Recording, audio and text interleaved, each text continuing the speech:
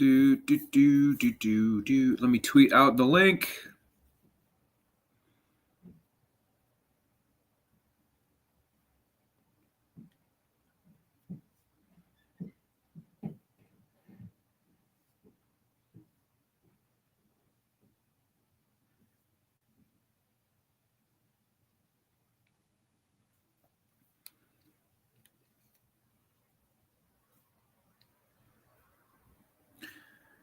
Let me do that.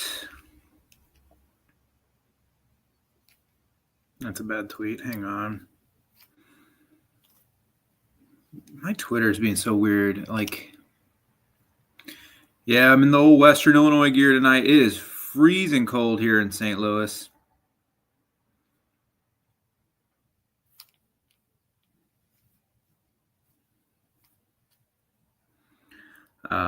My apartment heat, it's been kind of in and out, so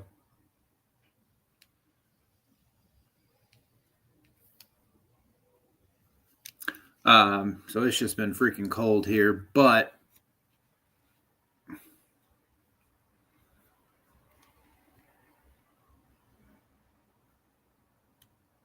let me send a text to the people that tune in every week, and I think we're about ready to go. This is Missouri Tigers Live. I am Zach Remilius, here as I am every week on Mondays, and will continue to be as we hit the rest of this off season. I got the Western Illinois pull over here. Proud of the school I went to, but we don't need to talk about Western Illinois football or men's basketball, if I'm being completely honest. Like and subscribe, guys. You can follow me on Twitter. Like and subscribe to this channel. I'm here every Monday. We're here talking about your Missouri Tigers. And it's been super fun, and we're just going to keep doing it. You can follow me on Twitter at PsychoZ50. I don't tweet as much as I used to, but tweet a lot of rage tweeting during Mizzou basketball games lately, but we don't also need to go into that at all. Please subscribe to Mark Rogers at the voice of college football. Mark does an unbelievable job covering coast to coast from the ACC to the other part of the ACC. And you can contribute Venmo, PayPal, Cash App, search Mark Rogers TV as we go through the rest of this. Transfer portal, it's over, basically over. If anything else comes up for Mizzou, we'll talk about it, obviously, as the show goes on. Shout out to oh God, who sang that song? Lupe.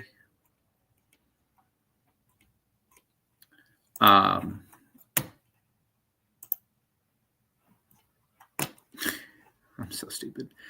Anyway, we'll talk about it, of course, but I think we're about done. The last couple weeks have seen Mizzou pick up another couple of transfer portal candidates, leading with Caden Lee Honeycomb, the transfer wide receiver from Ole Miss. We will definitely be getting into him just a little bit later.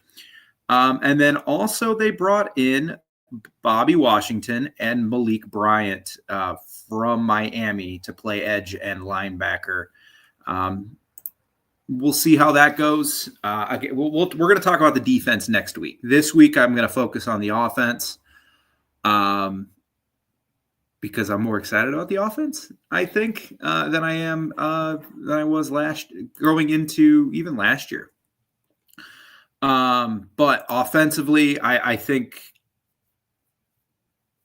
I see the vision, and we're going to talk about it here in just a moment. The other news is Horatio Fields, the transfer from Auburn, has decided with Caden Lee's commitment to not make it onto campus for the Missouri Tigers.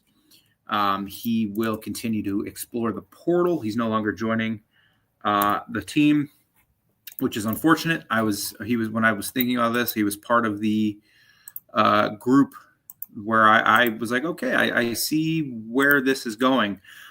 Just 2 years ago at Wake Forest, he caught 39 passes for 463 yards and 38 and 4 touchdowns. Excuse me. He's 6'3", almost 200-pound receiver.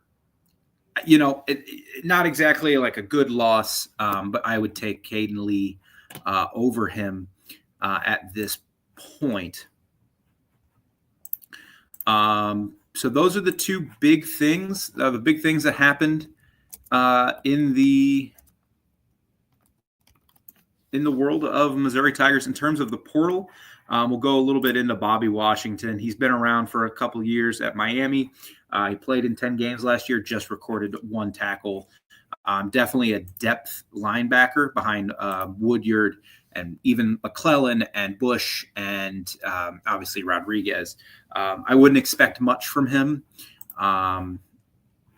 What was he even as a recruit? Like if he was a stacked recruit, maybe there's something there. Mizzou's usually done a pretty good job of bringing that out of kids. I'm thinking of Damon Wilson mostly, but it does not appear that he was. And then he was a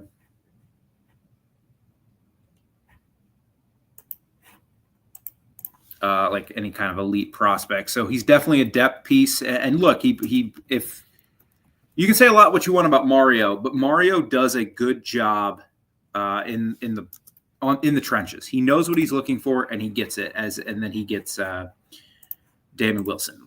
So and Mario did just coach in the title game. So, but in the Damon Wilson trade, Mizzou gets Malik Bryant. He is going to play probably edge, same spot as Darius Smith. Was hurt this year, played in 4 games, only accumulated 1 tackle. But last year, in 2024, he did get some playing time. And he played in 12 games. He had 17 tackles combined. He had 5 solos at 12 hits. And all 5 of his tackles were tackles for a loss. And he did have a sack and a half. There's something there with Malik Bryant, and there kind of has to be. There's going to have to be, because at edge, I don't think – like these kids you're taking from Miami have to have been good. He was a 4-star recruit as a prospect, 90 overall grade. There are people who think he can be. Andrew Ivins of 247 Sports. He says he has the tools to blossom into a starter for a top 25 program. Well, those tools need to develop like now. We're going to get into the defense next week. I'm not really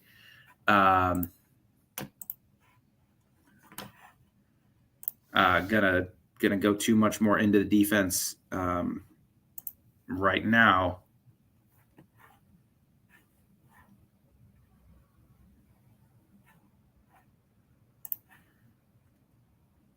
But we will we'll see about the defense. We're going to get more into the defense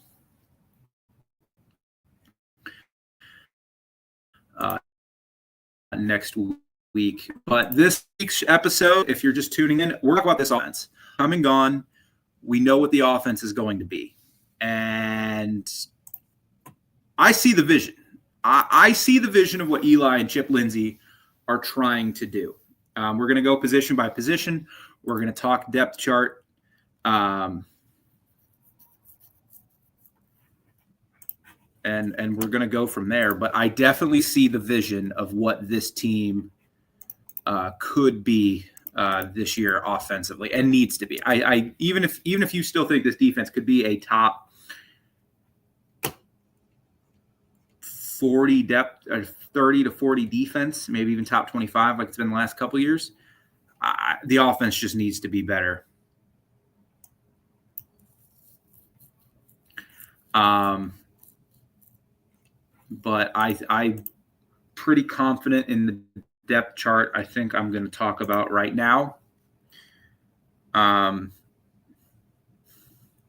let's screw it. Let's go ahead and let's get into it. We're going to start at quarterback. Austin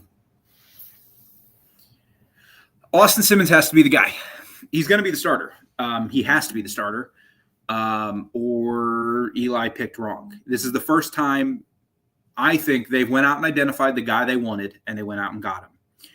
2020, they got Sean Robinson. That was kind of a late whatever. Bazelak looked really good in 20, so you have to play him in 21. I understand that.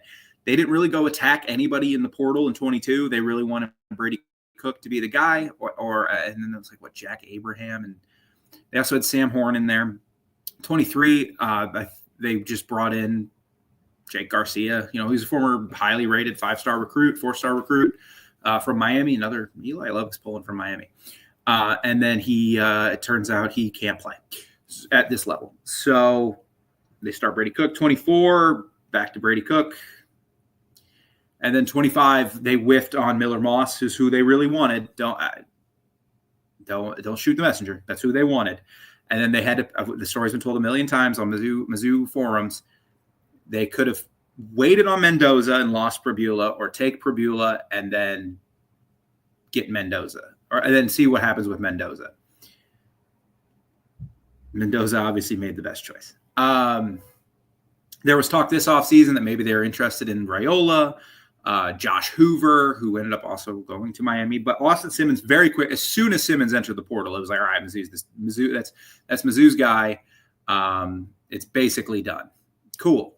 You brought him in.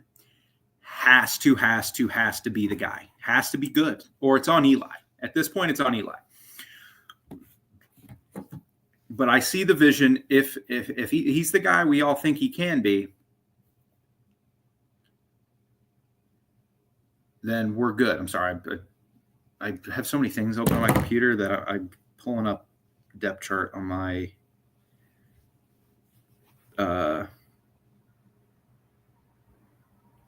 on my phone. So here's what I think the goal is for next year is as far as backing up. I think if Simmons stays healthy, if Simmons is healthy, Matt Zollers will not see the field next year. He will get a legitimate redshirt year. Nick Evers will play in blowout minutes, end of games, kneel downs, things like that. He'll get on the field. He's not going to see the field but if Simmons goes down, I think you will see Zollers play. Still believe Sam Horn will not be on campus in the fall, but nothing official has come out yet as far as I know. Brett Brown is still on campus, as is Gavin Sidwar, or will be on campus. So that's your quarterback room, but it's Austin Simmons. Like, if Austin Simmons has to play good football next year. Running back, do we even need to talk about it? Ahmad Hardy, Jamal Roberts, Edwards will get some. I think Edwards will get some like backup carries, and he'll get the blowout carries. Yeah, they have to be able to win a shootout. And then Warner and Hatfield won't get anything this year. I see what they're trying to do, and look, I trust Eli to have a good run game. And going to the run game, let's go ahead and talk about it. The offensive line. I think you can pencil in Caden Green at tackle, at left tackle. Good, great, grand, no issues.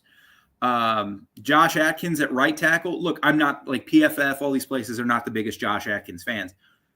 They also weren't the biggest Keegan Trost fans, and Keegan Trost had a very nice year at Mizzou. So I see kind of the archetype of what they're going for and what they can do. And look, based off 1 year, you have to try. And Marcus Bryant played pretty well for as time went on at Mizzou.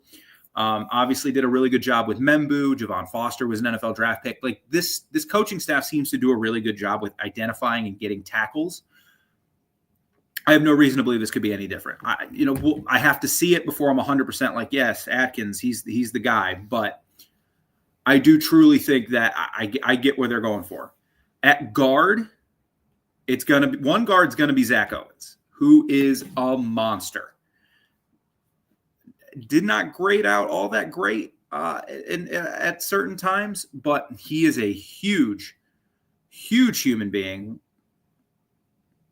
And he does have 2 years of eligibility. That's the weird thing now with this offensive line is with Atkins, he has 1 year left. Green has 1 year left. Continuity has to matter somewhat on this offensive line. But for 2026, we can get around like talking about the future later. We have a whole summer, but now that the portal's closed, I wanted to talk about what we could see. But Zach Owens, 6'6", 340 pounds, according to 247. That's an SEC freaking guard, people. Behind him, you're going to see like Luke Work, We'll probably get some moments. Will Kemna. I think you have a battle at guard. Logan Reichert, as far as I can tell, was going to be the starter, and then he got hurt, and Curtis Peagler stepped in. It was at least a battle. So I think I would have to think that's going to be a battle again. Whoever starts, we'll see. And then you're going to have Dom or Tristan Wilson at center. I think I would prefer – I think if you're a Mizzou fan, you kind of have to hope Tristan Wilson wins this job. Because it would be nice if Mizzou could get a starter from their own ranks. But this is the last year for either of them. And it's the last year for Peagler. It's the last year for Big Dom, not for Reichert. So I kind of hope Reichert wins it. I'd like some continuity going into next year. And if you can have that at guard with Owens and Reichert, but whatever, it's all hands on deck for this year. Whoever wins the job between Big Dom and Tristan Wilson. Tristan Wilson, I thought played really well, filling in for Tollison over the last couple of years, but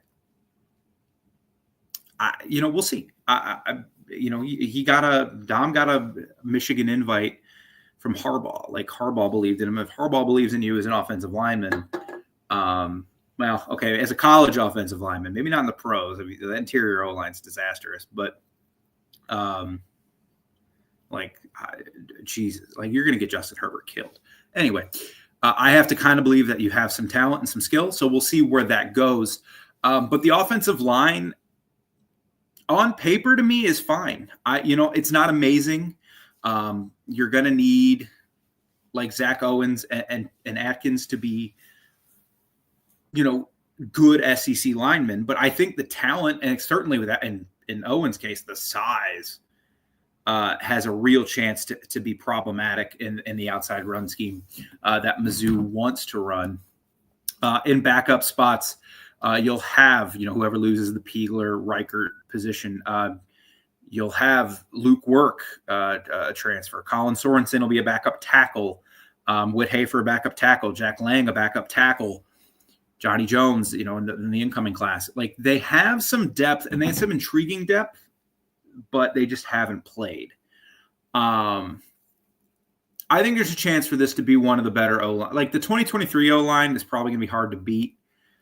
But I think there's a chance this 26 O-line has a chance to be really dang good if some of these guys hit not even their 95th percentile, but 80th percentile, 90th percentile of what they could be as players.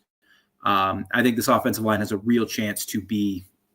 I'm seeing this. It's the offseason. It's time to be a little more optimistic. But they have a real chance to, and I'm actually pretty optimistic about this offense to be a really good SEC offensive line. It's not going to be elite. I don't think there's any world where it's some elite, amazing offensive line. I just don't. But I do think there's a very real chance it's pretty dang good. If it can get into the top half of the conference, Mizzou's gonna probably win a lot of football games. And it's going to come down to Atkins, and it's going to come down to the two guard spots. But the talent is certainly there, and Atkins has played a lot of football. He held up well, I think, against Texas. I only can see what I read. I can watch the film at some point. Good Lord, Louisville is the second time you've fallen apart against Duke. But we'll see. The other room I'm pretty confident in. If on a scale of 1 to 10, the quarterback room I'm at a 5. I just don't know. But I see the vision. Running back 10, I'm super confident that's going to be really productive barring injury. Tight end, I'm a 7. Offensive line, I'm at a 4. Tight end room, I'm at a 7. And you bring back Brett Norfleet, who just stay healthy, for God's sakes. You don't need to hurdle everybody on your little 2-yard routes. You just don't, please. You're as you saw, he was such an important red zone target. If he's healthy, he's one of the better tight ends in the country and has a real chance to get drafted if he just stays on the dang field. Behind him, you got Jordan Harris, who's more of your blocking tight end. Jude James showed a really good connection with Zollers, and he's really talented. Gavin Hoffman was a 4-star recruit. He went to Iowa. Again, if Kirk Ferentz identifies you as a tight end, you might be okay. Now, it's been a while since Iowa's really had an elite tight end, but your point remains. And then Isaac Jensen, who won't play, he's a freshman. But between James, Hoffman, Harris, Norfleet, I think they have 4 tight ends that the staff really likes. And yeah, as that's a good point. Atkins will be the blindside blocker with Simmons being left-handed. So it's like he just needs to be awesome. And looking at Mizzou's schedule next year, you got A&M again, who's beating your ass for 2 straight years. You've got Ole Miss, who's going to have Pete Golding and his pressure packages that are really fun. Don't know how good or bad Ole Miss is going to be if Trinidad comes back. Probably going to be pretty good. We'll see what Kentucky is. We'll see what Mississippi State, Arkansas. Like, Mizzou has, as far as SEC schedules go, next year's Mizzou schedule isn't that bad. You need to get to 10-2 to be a playoff team. I mean, what? Like, I know we're talking about the offense here, but I'm just looking like, okay, you should beat UAPB, you should beat Kansas, should beat Troy, should beat Mississippi State, should beat Arkansas. I haven't seen anything from that program in the portal that makes me think they're really good. That's 5. You got to beat Kentucky. That's 6. Maybe at 9 wins you can get in, but that means you have to go 3-3 against Oklahoma, at Georgia, Texas, at Ole Miss, Texas A&M, Florida. And I really, really like this Florida roster. Yeah, Georgia will definitely, and I really, really like this Florida roster. I think they're kind of a quiet, like, out of any of the teams that hired new coaches in the SEC, they're going to make a big year jump. I think Florida is the one. But going back to the offense, I like this tight end room. Now, let's go into the wide receiver room, which is where after Caden Lee commits, I see what they're doing. I see the vision and I see the talent. We'll start with Caden Lee. Let's just talk about Caden Lee. Transfer from Ole Miss, very productive. He has 2 years on campus, at least according to Power Mizzou, where I have these numbers pulled up. Or I have this stuff pulled up, like eligibility. He's very talented and has been productive at the SEC level. And Muschamp back to Texas. Yeah. Like, this offense just is going to have to be good. And the offensive line is going to have to be good. It just has to be. Last year's offensive line was fine for the most part. And next year's is going to have to be good. And we'll know this. The thing is I don't think we're going to know until that game against Florida, because UAPB, Kansas, I follow college football. I think anybody who's in this chat knows I follow college football like crazy. I'm a lunatic. It's my favorite hobby. I love hockey. I love college basketball. I love in the NBA because the Suns don't suck, which is a surprise. That's why I got orange and purple. But this is Western Illinois. But this is my jam. I love college football. I haven't seen anything about Kansas like in the portal, and I knew their lines got killed last year. So, and Mississippi State has improved, but I'm not sure the guys they've taken make that defensive line in the trenches like imposing. So they've brought in a lot of LSU guys though, so we'll see. But I don't think you're not going to know until week 4 or 5 how good this offensive and defensive line is. But more offensive line. Anyway, going back to kind of what we're going to see next year, going into wide receiver, Caden Lee, been productive. 2 years ago at Ole Miss with Jackson Dart, 57 catches, 874 yards, 2 touchdowns, 44 catches for 635 yards last year for the Rebels. Apparently him and Austin Simmons are really good friends, which is interesting because he hardly targeted him in the Kentucky game that Simmons started. But he did go 4 catches for 81 yards against Georgia, and Austin Simmons played a healthy chunk of that game. 2 years ago, he went for 9 catches for 132 against LSU, 5 for 127 against Arkansas, 4 and 81 against Georgia, 6-94 against Florida, and that was in 2024.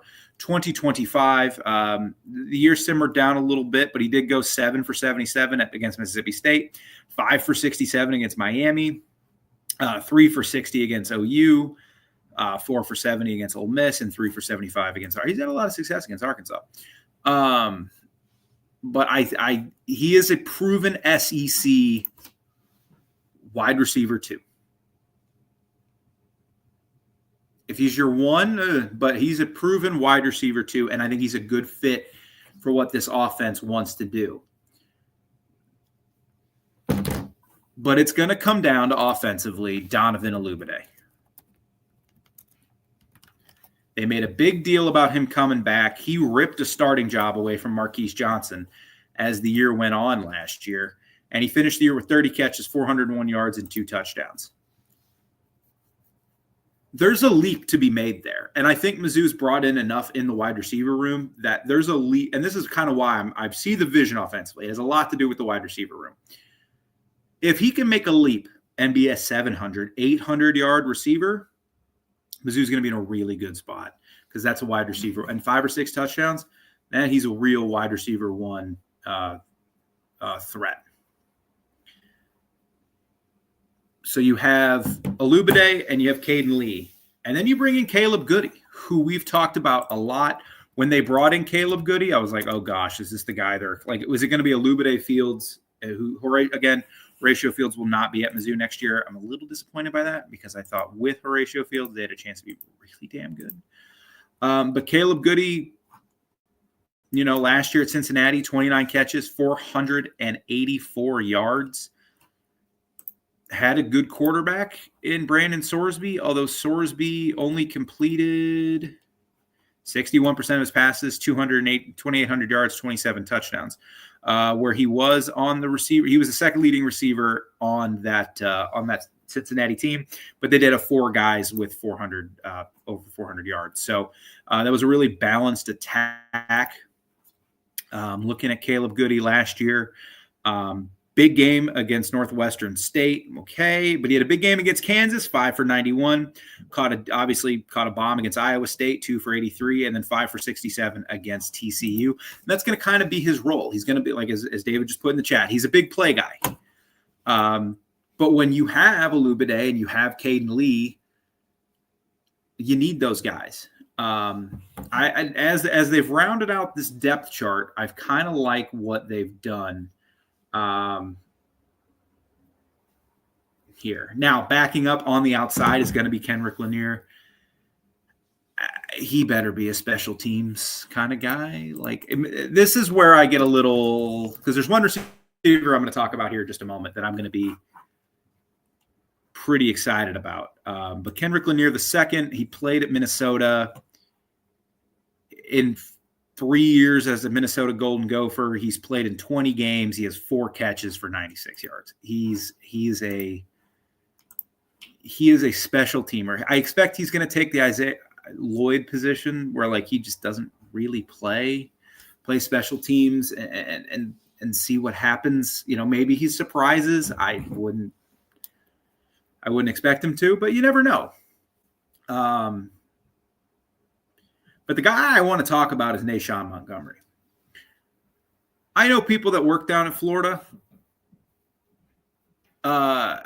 Summerall really wanted him back. And there were schools that really wanted him. And when he was a recruit, I know he's only listed as a 3-star, but Jeff Brom really wanted him. Bama was trying to get him. Georgia was trying to get him. There are Ole Miss, Lane wanted him. If you're seeing some of these names, Lane, sometimes it's not about the star ranking. Sometimes you have to look at more as what schools wanted this kid. But Lane wanted him. Obviously, Napier wanted him, and whatever. But Summerall wanted him at Tulane. He took a visit to LSU. Brian Kelly wanted him.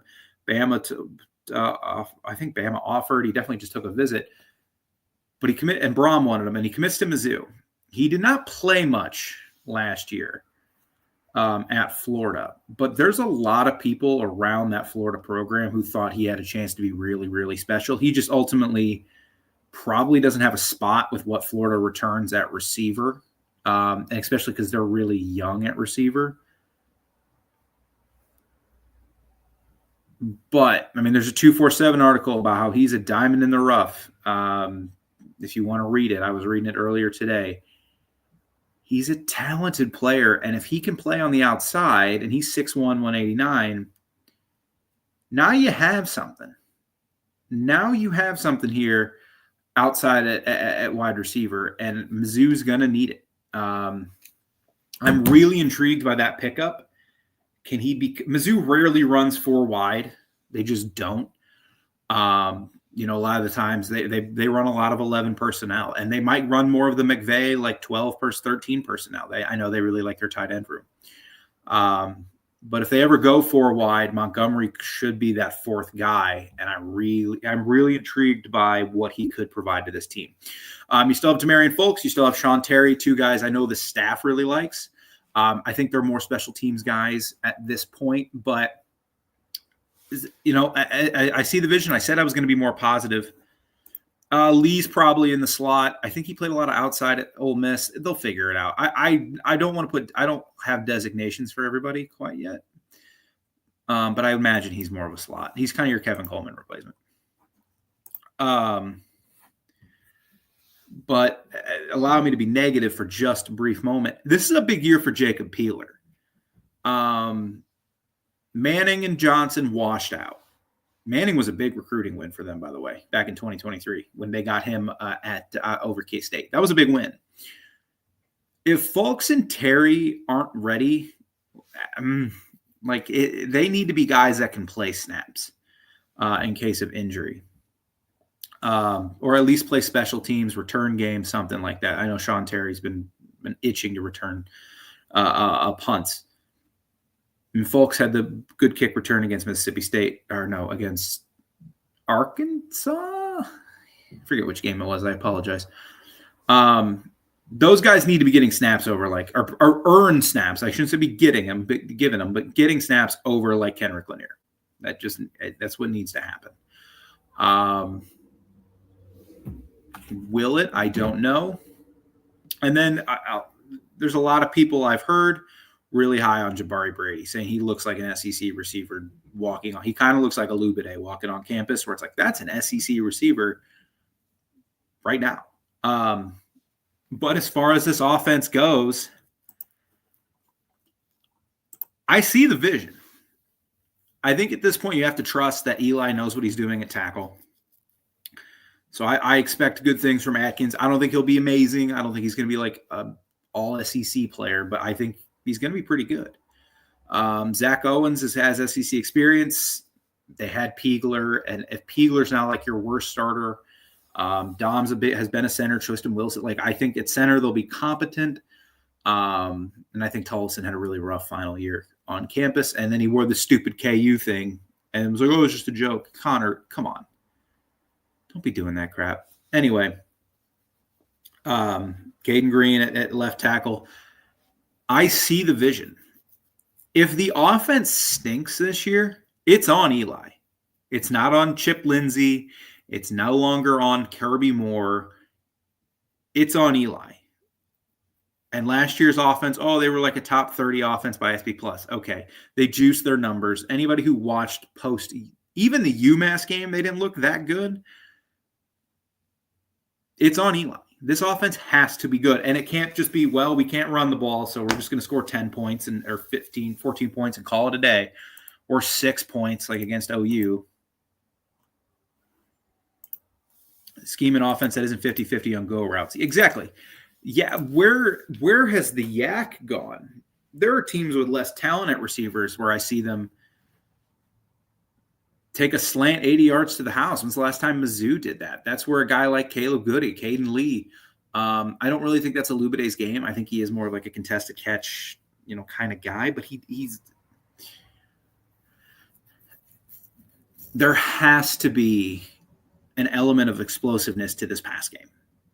If there's not this year, it's on Eli. That's not saying every game you need to catch 3 50-yard passes. That's just not realistic. But there needs to be at least the threat of it. And it's been 2 years. The Mizzou's had that threat 1.5 times, half of 2020 and 2023. Other than that, as the season went on in 24, they had no threat. No one was worried about, even though you had Luther Burden, even though you had Theo Weiss, you still had Norfleet. You had some of these guys there, Mookie Cooper, Josh Mann, like there was Marquise Johnson. There was no threat of them going deep or being able to make any kind of explosive plays on offense. We blamed Kirby Moore. I blamed Kirby Moore, and the same thing was true this year. If you can't do it this year with this quarterback who you picked, this is the quarterback Eli picked, as soon as Austin Simmons went in the portal. Like there was some rumors, nothing substantial. Yeah, 20 plus, sure. What was I saying? I blamed Kirby Moore.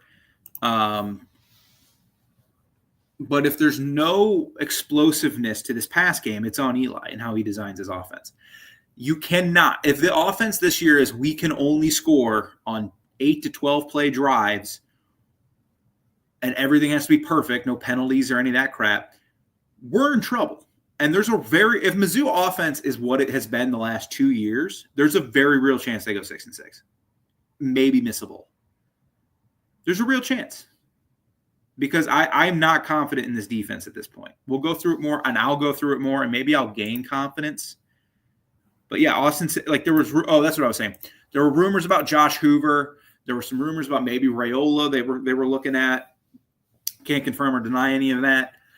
There was some talk maybe like they were looking at the Jaden Craig from Harvard, which maybe they were there was a bunch of names that were thrown out there. But as soon like Pete Thamel tweeted Austin Simmons to the portal, follow-up, Austin Simmons is going to Missouri. This is Eli's guy. This is the guy he picked. If he picked wrong, and look, there's no evidence to show that Austin Simmons is some great quarterback. Lane Kiffin picked him as a starter. He didn't play all that well. Trinidad came in and played outstanding football.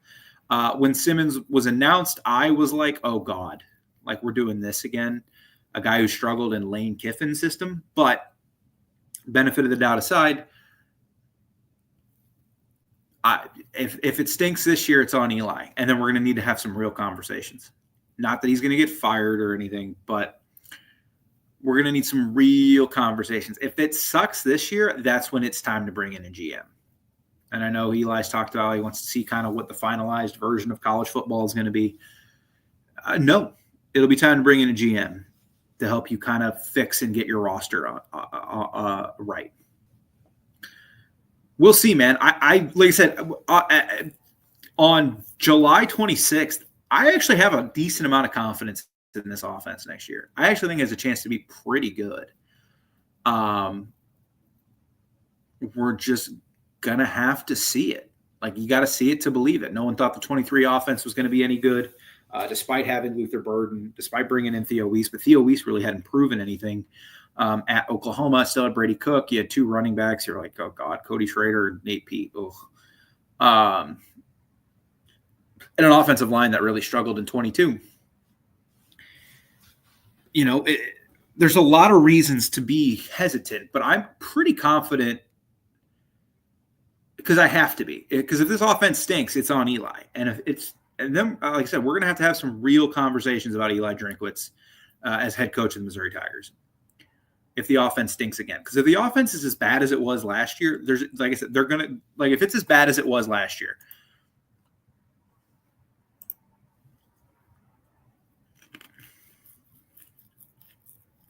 yeah, it is. I think Simmons has shown more than Bo has, but agreed. When they signed him, not the same thing. But if this offense is like it was last year, they'll beat UAPB. They'll probably beat Kansas. They'll probably beat Troy.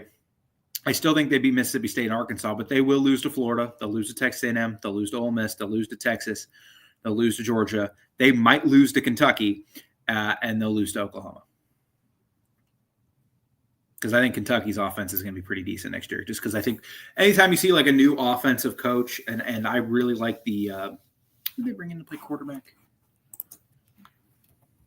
They lost Cutter Boley. That's who I was thinking of because I really liked Cutter Boley. I think he has a chance to be really good. But anytime you see like an offensive guy come in, like I think you have to provide the chance that maybe this will be good. Who did they bring in at quarterback? Ja'Kai Long from Marshall. That can't be it, right?